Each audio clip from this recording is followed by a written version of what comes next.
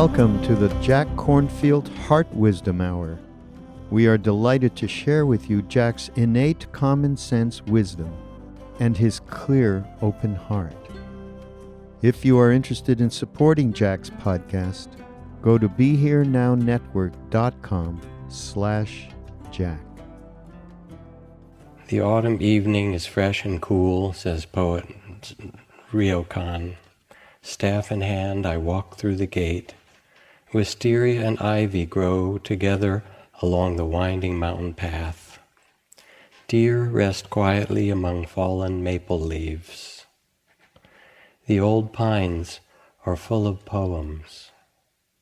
I bend down for a drink of pure spring water. There's a gentle breeze, and the round moon hangs above. Standing alone, I pretend to be a crane slowly floating among the clouds. And Ryokan, who is the most beloved of Japanese Zen poets, is someone who invites the reader or the listener into this world of stillness and presence in all kinds of ways.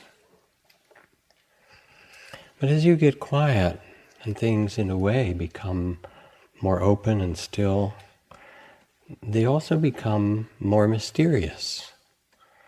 And Wes certainly talked about that mystery the other night.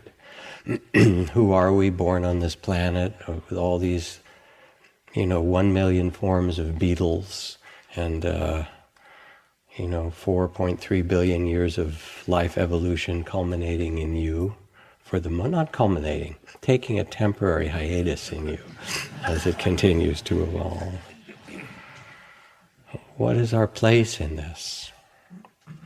I was teaching for the hospices in the Bay Area some years ago, and at one of the meal breaks, I sat at the table, and next to me, I met a hospice worker named Salam Khalili, who ended up becoming one of my closest friends in my life, who was a Palestinian man that time in his early 50s. And I turned to him and we introduced each other, and I said, "What brings you to hospice work?" I hadn't met many Palestinian immigrants on the hospice circuit. And he said, "Well, it seems important to be able to sit with people and let them know that dying is perfectly safe." And I said, "Oh?" And he said, I asked him, I said, how did you learn that? Where does that come from? So he said, "Let me tell you a story." I'm good already, tell me a story. He said he had been a journalist in Jerusalem back in the 1960s. And he was writing about a free Palestinian state just around the time of the 1967 war, when it became illegal to write in that way, and so he was periodically rounded up and thrown in jail, and then he would write more about Palestinian freedom and be thrown in jail again. And over the course of that time, he spent about 7 years in Israeli prisons and jails. And he said some of the guards were fine, and some were not. He said, I had this Russian guard who'd been a successful engineer in Russia and then immigrated to Israel and couldn't get an engineering job, and all he could get was the night guard job in a prison. And he was bitter. And being bitter, he also was mean. And I was in my cell one night, and he said something or whatever, and I just tried to answer him, and he didn't like my answer, and he hauled me out of the cell, and he began to hit me and beat me. And the next thing I know, I died. He said my body was on the floor, he was beating me, and then he was kicking me with this steel-toed boot, and blood was coming out of my mouth, and I later read the police report, and they thought I had died. But actually, he said, I floated out of my body, as happens in accidents and near-death experiences, and when you die too, you'll see, but we'll leave that for the moment. And I was there, kind of on the ceiling, witnessing all this very peacefully. The body and the boot and all of that. He paused and turned to me and said, and then something interesting happened. And I said, oh? And he said, yes. Then it was as if at some moment the bubble of my sense of self popped completely. And I wasn't located on the ceiling anymore. That sense of identity dissolved, and I became everything.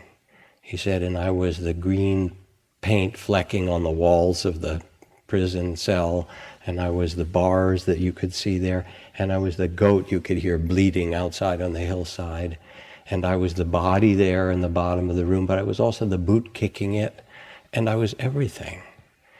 And he said, and then this immense joy filled me, because realizing I was everything, I also knew I could never die, that I was life itself. He said, and there was just this luminosity and joy. And then the next thing I knew, he said, I woke up a couple or a few days later in this battered body at the bottom of a cell. And it took a long time to heal. And it's important to understand that it's not what the Israelis are doing to the Palestinians, although they are, but this is war, and it happens on all sides. It's not just one-sided, this story. And gradually I healed. He said, and when I got out the next time, I couldn't work for the Palestinians anymore. It made absolutely no sense to struggle for Palestinian freedom. He said that the closest I could come is, I married a Jewish woman and we have Israeli-Palestinian children. That's the closest I could come to what I understood. And he became a peacemaker. He was an artist and a visionary in many, many ways. But then he said, yeah, I go to hospice and sit with people who are dying and kind of remind them it's okay. And don't worry about it. It's perfectly safe. So this is that question Wes was raising. Who are we?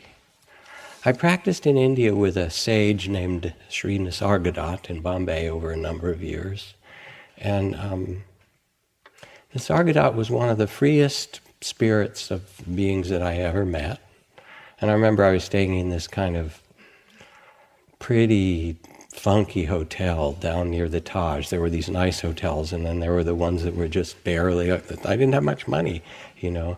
I think the name of it was Decent Hotel because people had heard travelers looking for a decent hotel, and somebody had this great idea, all right, that's the name of my hotel, right? And that's what it was, just barely decent hotel anyway. But I would take the double-decker buses across Bombay, and all of Bombay would go by, and I was just so happy and bliss because I was with this person who wanted nothing from me and whose whole teaching was about freedom from identity of any kind.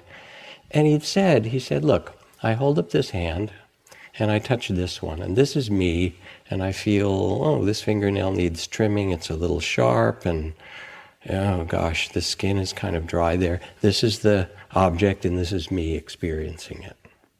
Now I can switch my identity, and this is me, and I feel this one and notice, oh, the nails are trimmed a bit better. Oh, but the lines and creases are deeper, I can see it, and this one's a little sweaty, you know. And this is me, and that's the object. He said, and the mystery, which is central to Buddhist psychology, is that this function of creating a sense of identity or self can be placed in all different kinds of things. This body is me, these thoughts are me, this work is me, this political philosophy is mine. We can identify with all kinds of things. These are his words. He says, whatever you think you are, you take it to be the truth. The habit of imagining yourself as perceivable and describable, I am this and I'm that and this and that, is very strong with you. You identify with everything so easily. I find this impossible. The understanding that I am not this and not that is the ground of my being. Wisdom says, I am nothing. Love says, I am everything. And between these two, my life flows. So we can identify with our political views or our roles, but the weird thing is it changes. You could be a libertarian at one point in your life, and a Democrat another, and a Republican another, and an anarchist another. That's Wes, we'll leave him. But but he lives in Berkeley. What do you expect? You can feel yourself to be a son or daughter, right? That's my role when you're with your parents.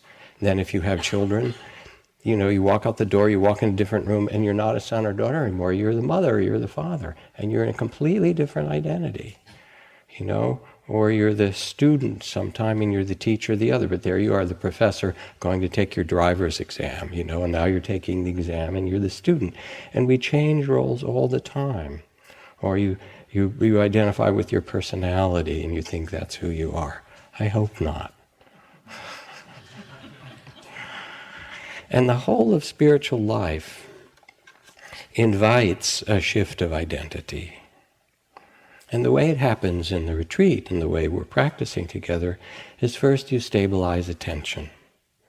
The sign in Las Vegas in the casino that reads, "You must be present to win," and so you practice that here, basically, with your breath and body. And the training, Gandhi called it blessed monotony, because it's a little bit boring at first anyway, the breath, another breath, and so forth. But what it does is it collects the scattered attention so that you actually can be here more frequently, more presently, and more deeply. It's as if you're cleaning the lens of perception so you can see what's actually going on in this human life, this human mystery. And you gradually, with this perseverance, quiet the mind a bit at a time. You open the heart because you attend without judging. You just notice what's here. This breath is long or short. These experiences come and go with this loving awareness. And once you've stabilized your attention, then the next step, which we are doing together with mindfulness, is you look around. You take the loving awareness and you begin to examine. Again, Wes talked about it as a kind of scientist. And Buddhist psychology in that way is really a science of mind. And you begin to look at the body. And you're looking at the body in these wonderful Qigong classes that you have a couple of times a day that Tija so masterfully teaches for us. And you start to feel the energy and the movement when it's closed, when it's open. You sit and you pay attention. Where are the pain, what are the sensations, what it means to open, the field of energy of the body. You become intimate with the body. And then as you become quieter, what seems like a solid body begins to break up in your perception and dissolve.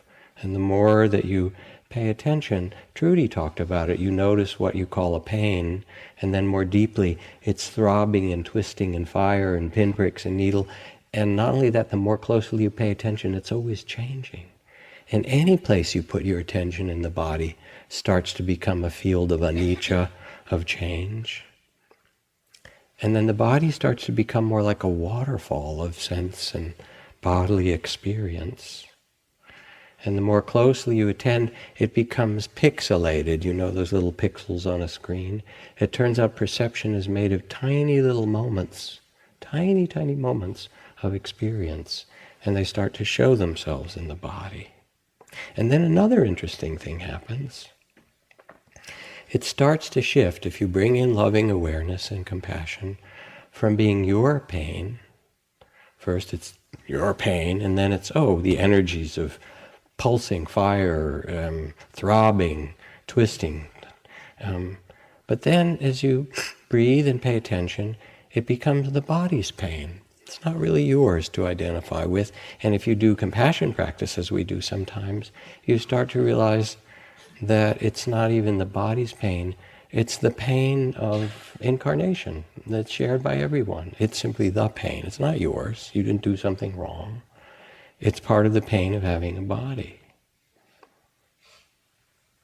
And so you begin to notice what is true about this physical life in this body. It's always changing. You can't possess it. You can go to the gym and feed it right and move it around and things like that, but it has its own life.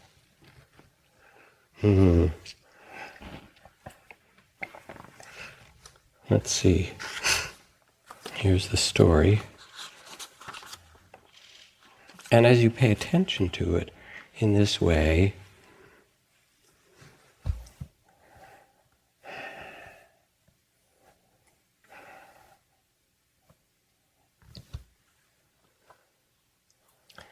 a kind of wisdom grows. You say, this is what a body's life is. So this is from a good friend, Frank Ostaseski, who started the Zen Center Hospice project some time ago. And he says, some years ago at our Zen Hospice project, there were two men in the house, both who were living with and then dying from AIDS complications. One of them, Rick, in addition to his AIDS diagnosis, had suffered a stroke. Because of the stroke and his aphasia, he had trouble articulating what he wanted to say. Frustration and anger followed, and it was very difficult for him. And all our attempts to help bounced off a sort of defensive shield he constructed. Down the hall was Stephen.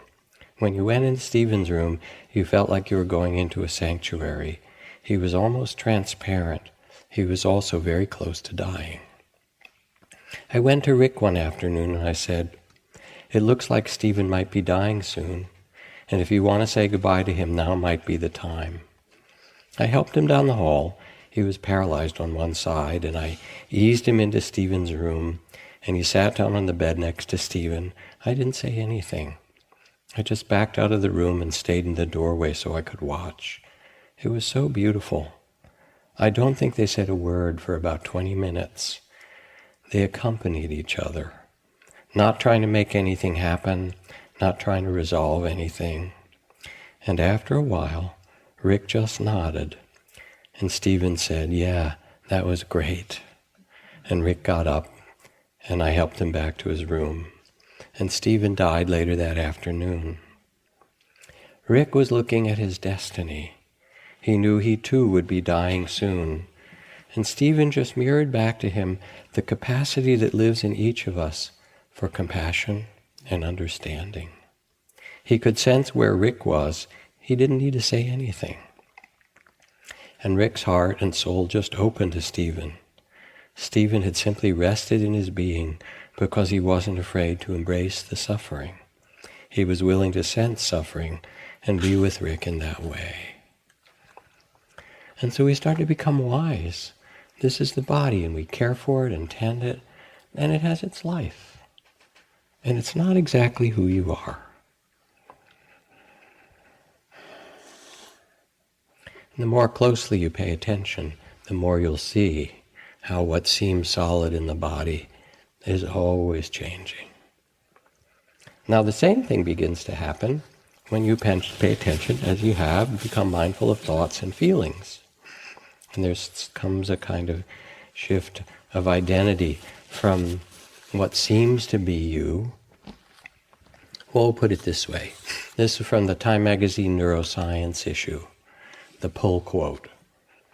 After more than a century of looking for it, brain researchers have long since concluded that there's no conceivable place for a self to be located in the physical brain, and that it simply does not exist.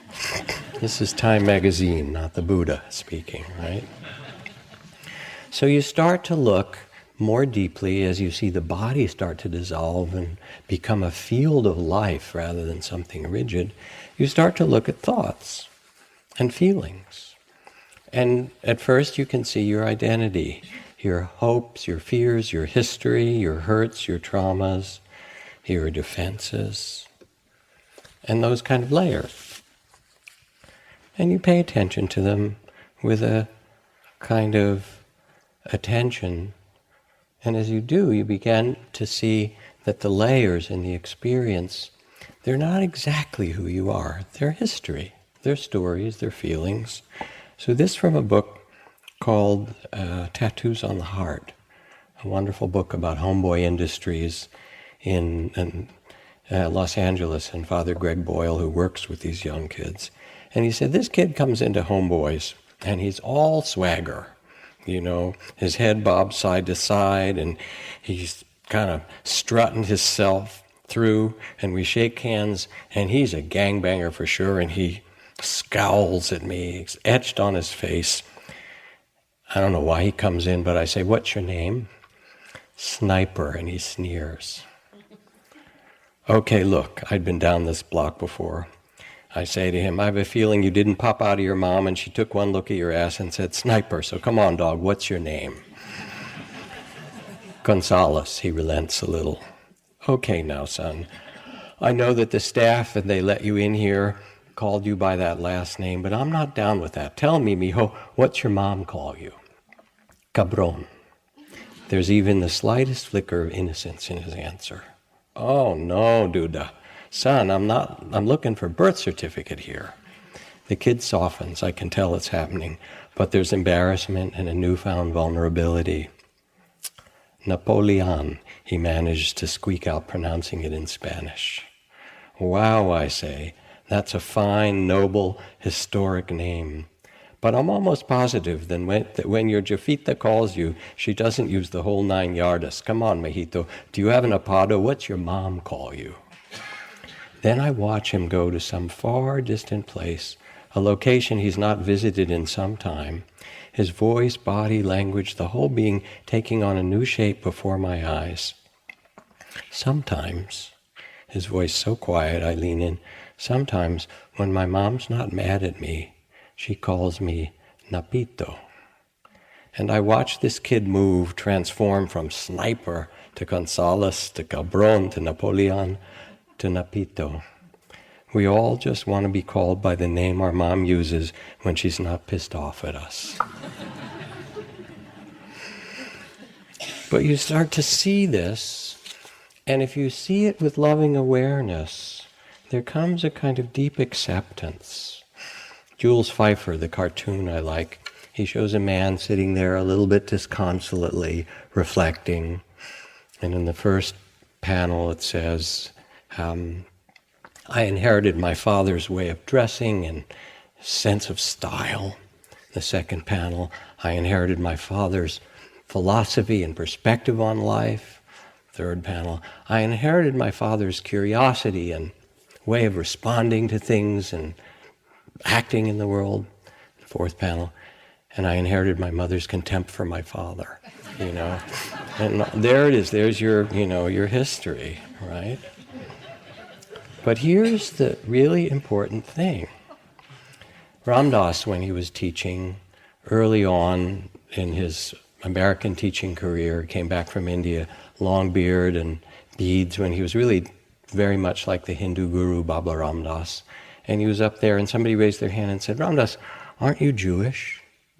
What's with the Hindu stuff?" And he said, "Yes, I am. I was bar mitzvahed," he said, as I was, And not only that, he said, there's beautiful things in the Jewish tradition. The Hasidic masters are like great Zen masters, and their stories, and the Kabbalah has this whole wonderful mystical teachings of the nature of the world and consciousness. So he said, "I love that too." He said, "But remember, I'm only Jewish on my parents' side." And he was very witty, and at the same time, there's something really profound about it. That who you are is not just your personal history. So you get to see it when you sit here, and you get to tend it in some beautiful way. But the work of it is actually not as a grim duty. The point is not self-improvement. You've tried that. You've gone to the gym, you've gone to therapy, you've taken your vitamins, you do all that stuff. It has some benefit. But the point is not a grim duty. It's that really this practice is an act of love. It's an ability to be present for your humanity and our common humanity with an act of love. And as you do, what happens is in neuroscience they call it the window of tolerance, the capacity to feel your losses and hurts and wounds and your joy and ecstasy and longing and love and all of that becomes wider and wider, and you can live more freely in the energies of your own life.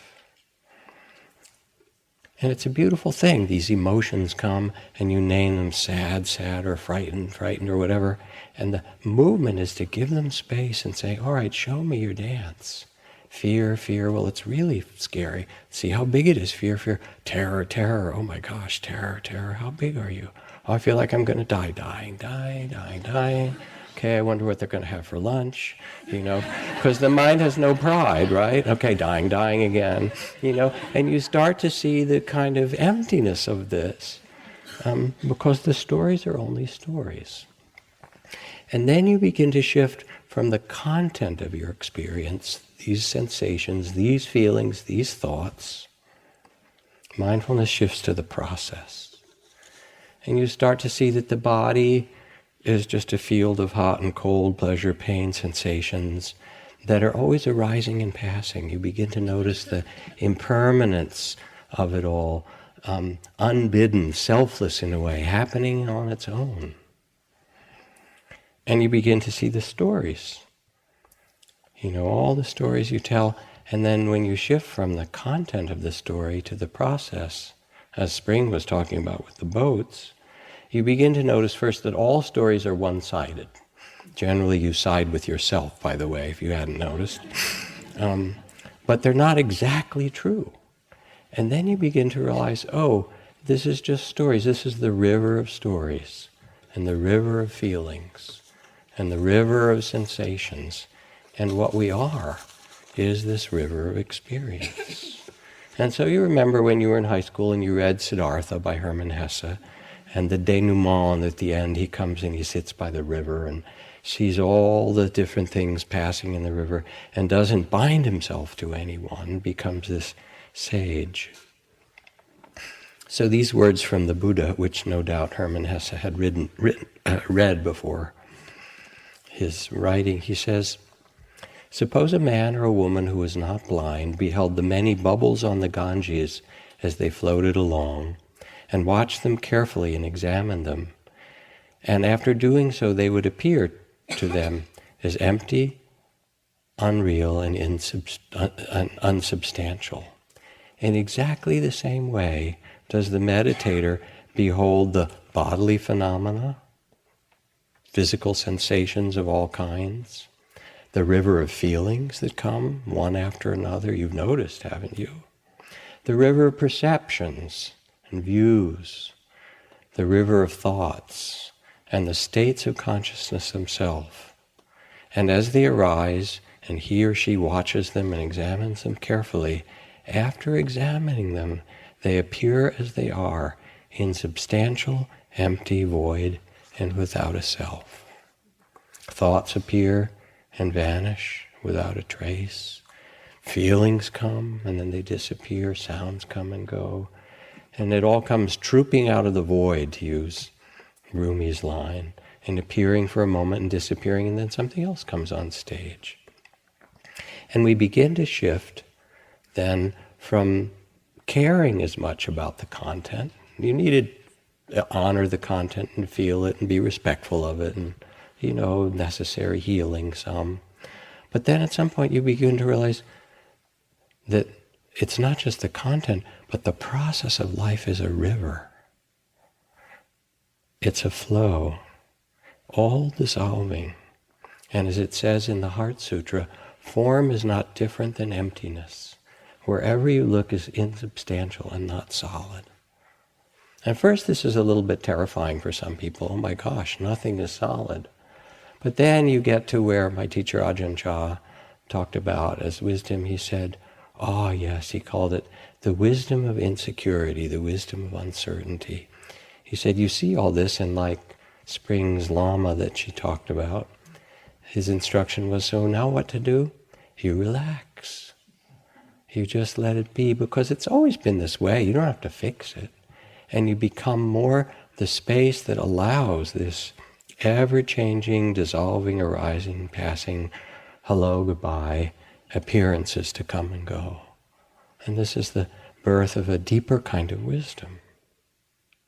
So you shift from the content of experience to know the process of life itself.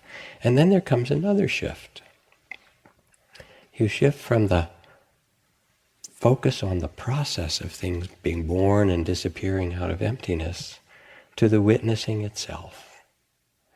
So my teacher Ajahn Chah, who practiced very diligently as a young monk in the forests and the caves and out where there were tigers and did all that stuff you read about,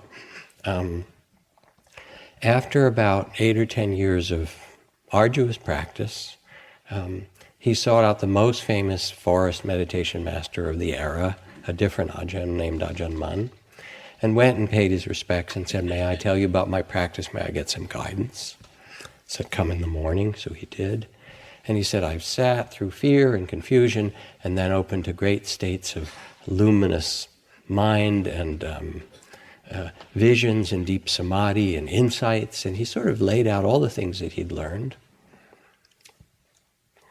probably a little bit pleased with himself. And Ajahn Mun looked back at him and said, "Cha, you've missed the point."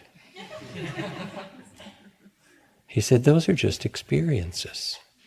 Heaven, hell, pleasure, pain, light, dark." He said, "Those experiences are like going to the movies, and there's a romantic comedy, these are like the boats that Spring talked about, and there's a war movie, and there's a documentary, and then there's a nature movie.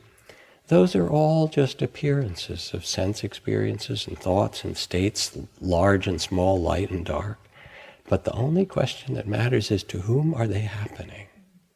Turn your attention from the experiences back to the awareness itself, to that which is the witness, the witnessing. And that movement back to become what Ajahn Chah called the one who knows, the knowing, is the movement toward liberation. Now, of course, this sounds a little esoteric to you. This is why that poor Lama had so much trouble with Spring and the others. But it isn't, actually. If you look in the mirror, you notice you've aged, right? Face it, right? Wes likes to say the hard parts become soft and the soft parts become hard. It starts to droop, it loses its fur in some places, it sags, it wrinkles, it does what it does, right? That's what it does. But the weird thing is, and you all know this, that you don't necessarily feel older.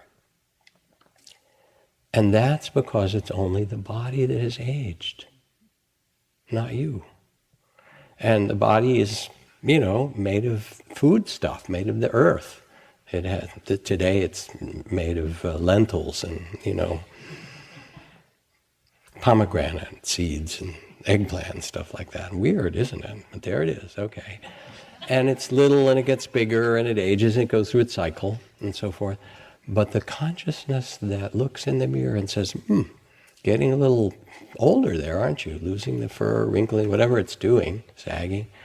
I wonder how this incarnation is going. It's as if instead of being identified with the body in that simple moment, you're actually able to see the arc of incarnation of life as a witness to it.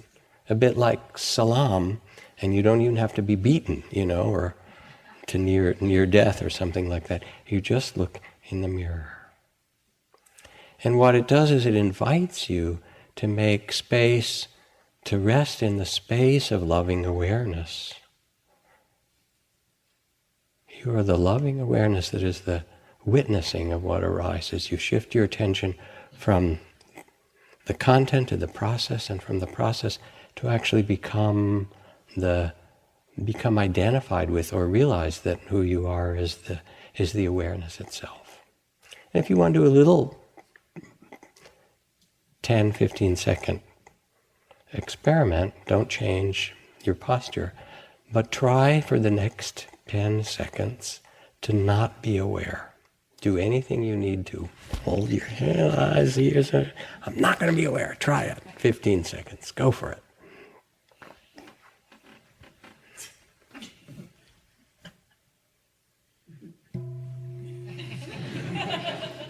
You can't do it, can you? Awareness is quite trustworthy. It's here. And so the shift then becomes to awareness itself.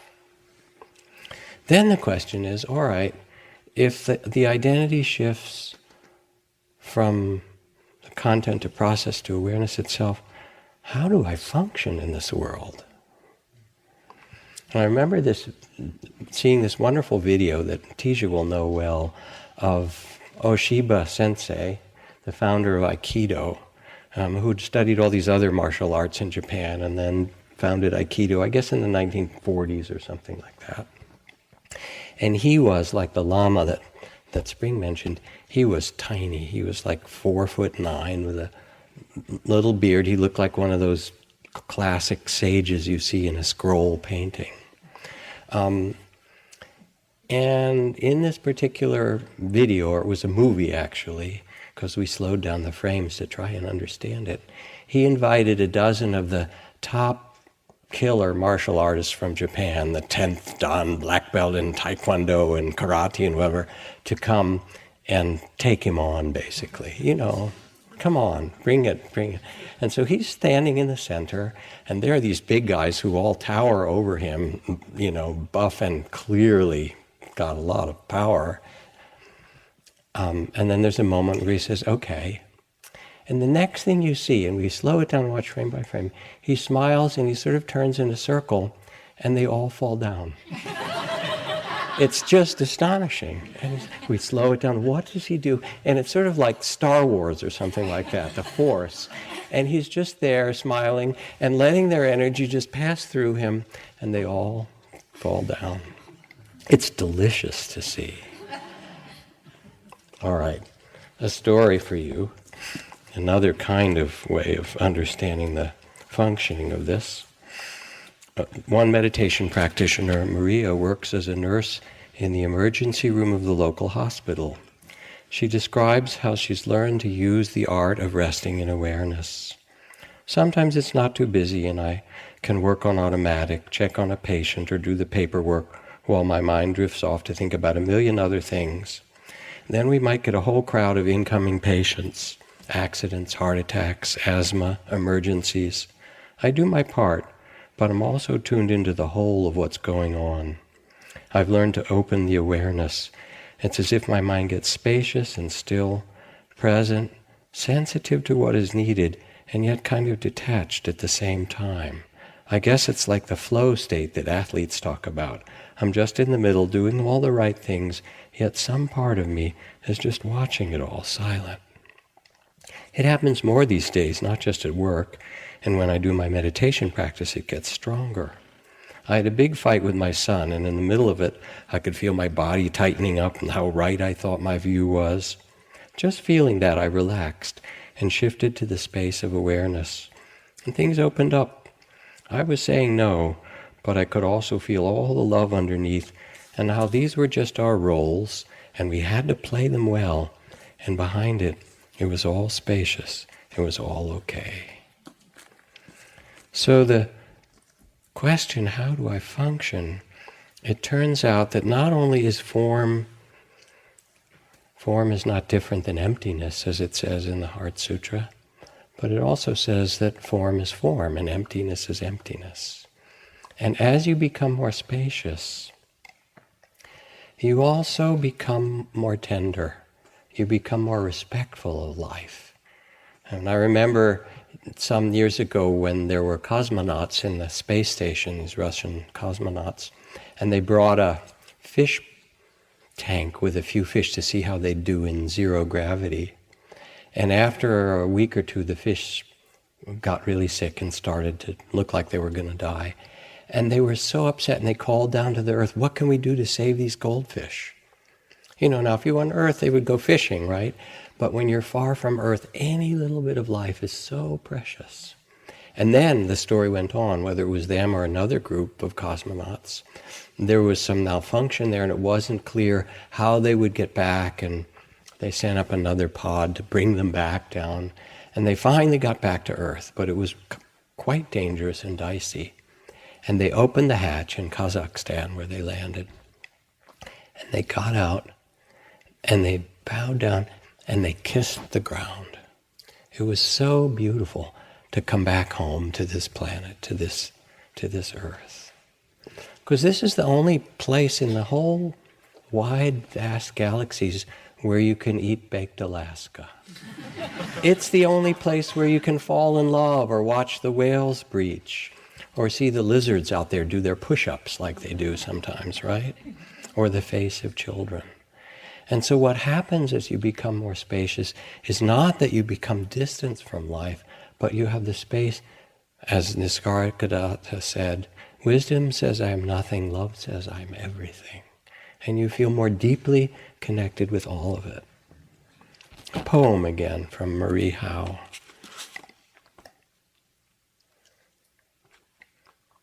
Called What the Living Do. Johnny, the kitchen sink has been clogged for days. Some utensil probably fell down there, and the Drano won't work but smells dangerous, and the crusty dishes have piled up waiting for the plumber I still haven't called. This is the everyday we spoke of. It's winter again. The sky's a deep, headstrong blue, and the sunlight pours through the open living room windows because the heat's on too high in here and I can't turn it off. For weeks now, driving or dropping a bag of groceries in the street, the bag breaking, I've been thinking, this is what the living do. And yesterday, hurrying along those wobbly bricks in the Cambridge sidewalk, spilling my coffee down my wrist and sleeve, I thought it again and again later when buying a hairbrush. This is it. Parking, slamming the car door shut in the cold, what you call that yearning. What you finally gave up. We want the spring to come and the winter to pass. We want whomever to call or not call, a letter, a kiss. We want more and then more of it. But there are moments walking when I catch a glimpse of myself in the window glass, say the window of the corner video store, and I'm gripped by a cherishing so deep for my own blowing hair, chapped face, an unbuttoned coat, that I'm speechless. I am living. I remember you. So there's something that grows in this spaciousness of the heart and mind, of a profound kind of tenderness.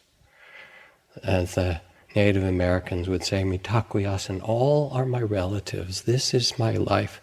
This is my place. And it brings a kind of fearlessness that's not the fearlessness without fear.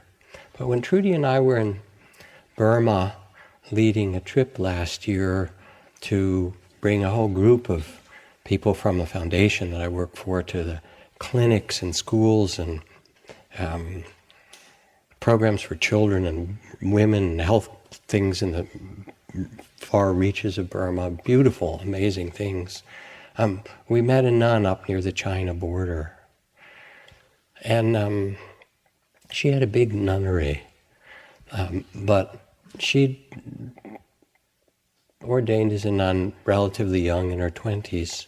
I'm not sure whether she ordained before or after this, but somehow she got cancer in her 20s, and it was metastasized, and they wanted to do surgery on her. And if you've ever been to an Upper Burma hospital, especially back in those days, you would avoid surgery because they really had they had nothing. So she wouldn't do it. And she went out in the jungles and found an old auntie, an old nun who was an herbalist, who said, "I think I can help you," and gave her these very powerful herbs to take, and said, "But you have to meditate." And you have to meditate a long time, which was, in her case, 2 years.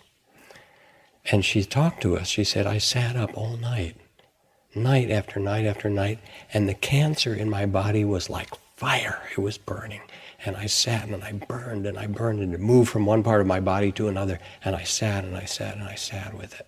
You know, and I did my herbs and I did my prayers, and I sat and I sat, and then I sat more, unmoving. And she healed herself. And she came back to this town where we visited her, and either as a nun or became a nun. People started to come to her. They were attracted by her presence, and they became her students. Can you teach me what you learned? And gradually she built this big 4-story monastery temple for women, which our foundation helped her to build. And the people that she had come there were ones that I would be nervous about coming on a retreat, because she took the mentally ill, she took the PTSD from all the wars that were happening around there, she took the homeless people, she took the battered women, I mean, she took people who were in the worst shape in the society around, and she said, come, I will teach you to meditate. You know, I would think, well, I'm not sure if they can sit with that stuff, right?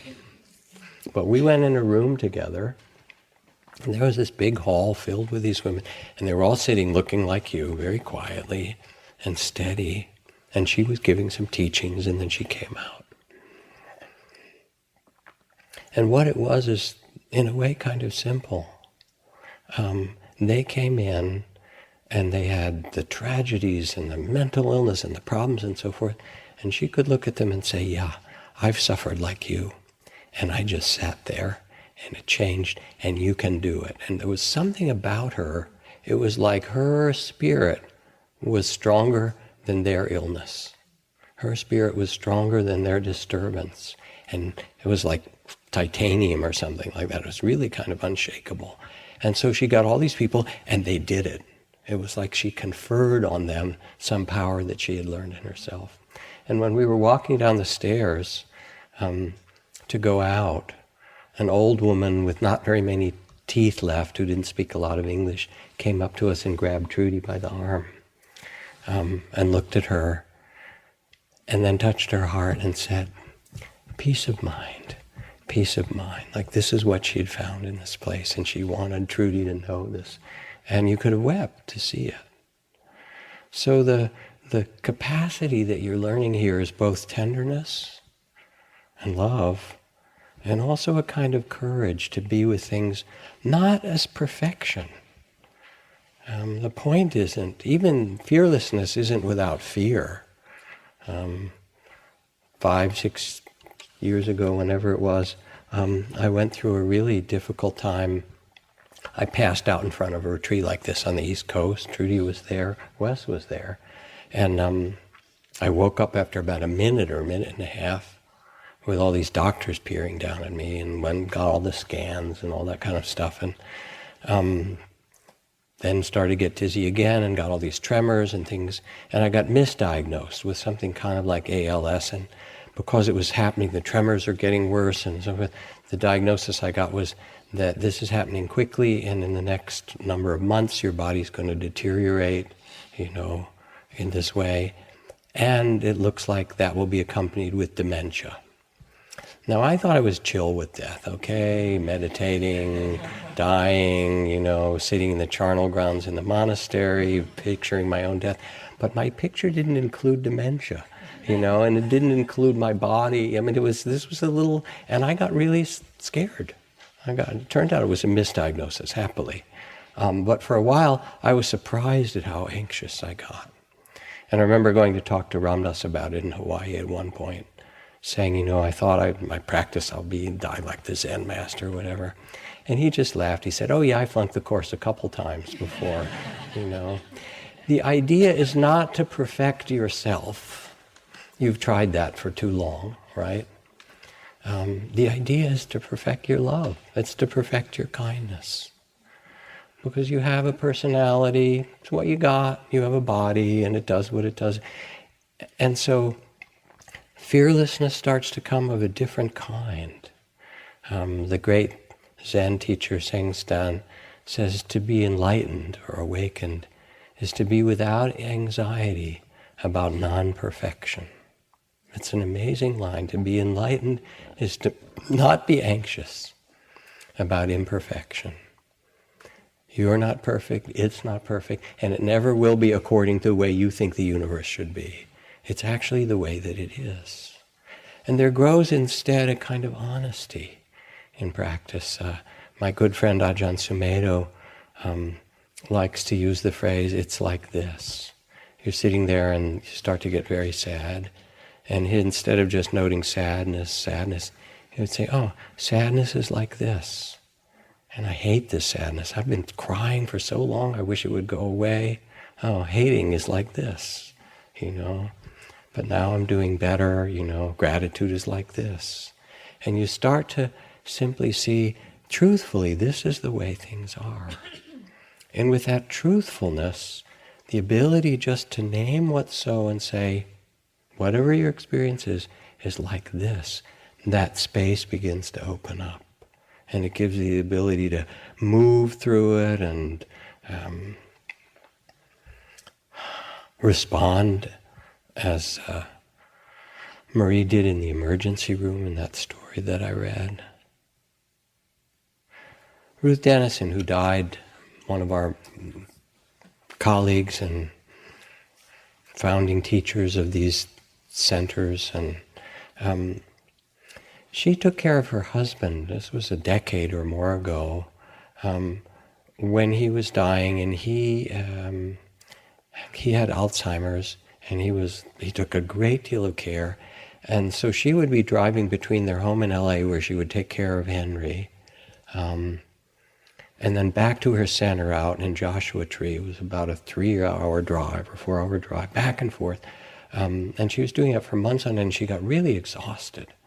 And she came to do a teaching up in Portland with a friend.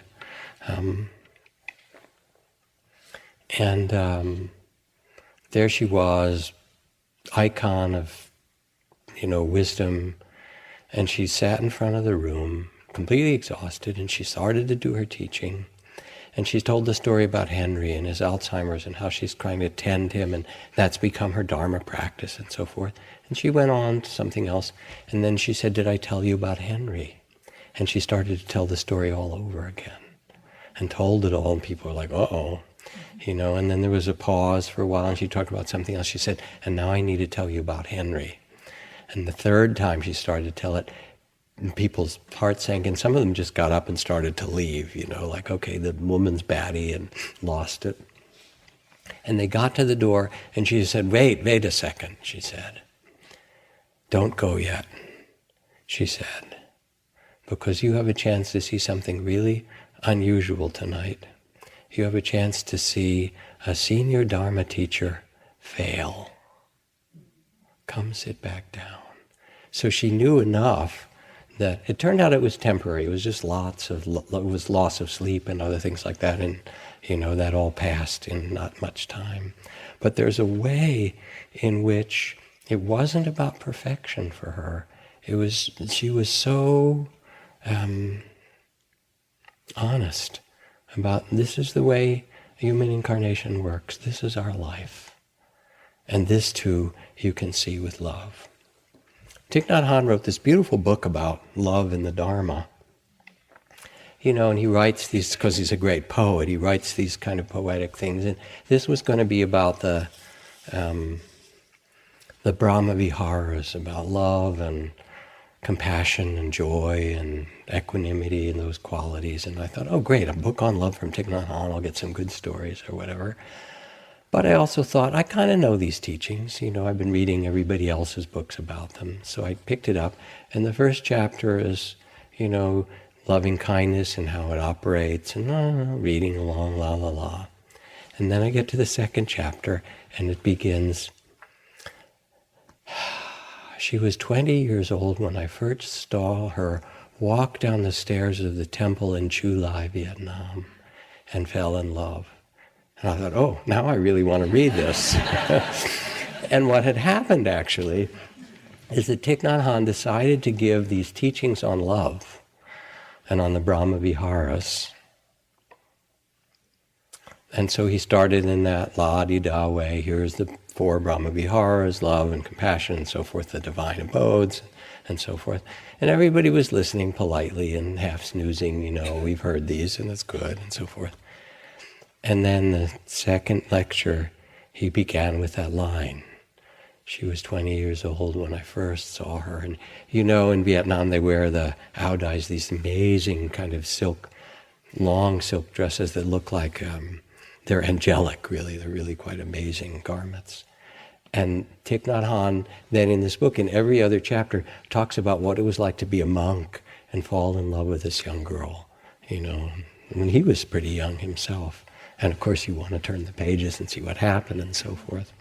And part of what made it so important and so beautiful again, is that as the mind quiets and the heart opens and you start to see that what you are is the river, that you are nothing. That is to say, you can't find this, I'm all of this, I'm part of everything. I'm nothing and everything. Things start to dissolve and become spacious. Then innately, your Buddha nature, these qualities of love, of equanimity and peace, of a kind of tenderness and care, of a fearlessness that's not a lack of fear, but an ability to take one step at a time and say, this too, to be truthful in this way, grow. And you come to trust the process and trust this mystery. You trust the meditation itself. It knows how to open. It does. You just have to bring your attention to this body and mind. And it invites you, all these qualities. It invites you and you invite them. As you start to notice calm coming, let it get stronger. As you start to notice your heart getting softer, invite it to open. As you start to feel that you can tolerate and be a little bit more fearless with the whole range of experience, invite that quality to grow. Inhabit your Buddha nature.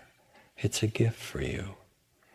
And I was going through the airport in Miami some years ago, and a guy came up to me, and he said, Jack, is that you? And I said, oh yeah. He said, remember me? I sat the 3-month retreat with you in IMS in Massachusetts in 1977. That was like 20 some years before. And I looked in, what's your name? And I kind of remembered. And then he said, you know, I think you would call me like a meditation failure. I said, oh? He said, yeah, I mean, I practiced pretty ardently for a while, but then it dropped away. I got into business, I got married, kids, and the whole thing. He said, and I didn't practice much. And I thought of myself as a failure. He said, but last year I had a heart attack. And it was pretty serious. And as I was being wheeled down the gurneys to, getting prepped for heart surgery, it all came back. He said, in that moment, immediately I knew what to do, and I knew how to follow my breath, and I knew how to be with the states that were coming, and he said, it's all in there. I was so surprised and pleased. I'm not a failure after all. And I just bowed like that to him. It's too late for you, You're already hooked, you're in it. What are you going to do? You're going to cultivate greed and hatred and ignorance? I mean, it's too late, And you look different, I have to tell you. We call it the Vipassana facelift, right? By the end of 10 days, your eyes get clearer and brighter, and you open to the moon and the flowers. And there's some way in which you're able to be present for yourself, not in a perfectionistic way, but present with that kind of love. Be like the lion, not frightened by the noise, says the Buddha. Be like the wind, not caught in a web. Be like the lotus, not stained by the mud. Find your own way like the rhinoceros. Wander and find your way to freedom. It's a little poem from one of the Buddha's verses. I see this retreat a little bit like a greenhouse. All these potted plants, Buddha plants basically, they get watered from metta, Beth does this beautiful self-cherishing metta, and the little leaves come out, right? And Trudy does the little child metta, and more little leaves come out, right?